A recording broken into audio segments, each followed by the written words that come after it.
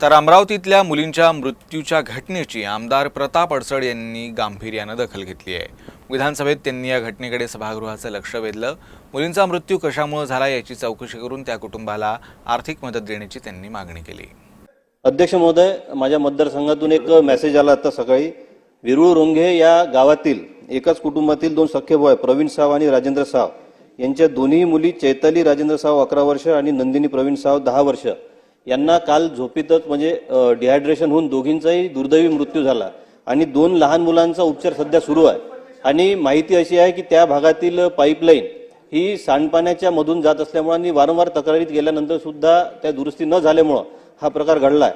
हा अत्यंत दुर्दैवी प्रकार आहे आणि त्यामुळे शासनाने तात्काळ या संदर्भात चौकशी करून तिथल्या बीडीओंशी संबंधित बोलून आणि त्यांना याची चौकशी करून संबंधितांवर कारवाई करावी आणि या कुटुंबाला आधार द्यावा अशी विनंती।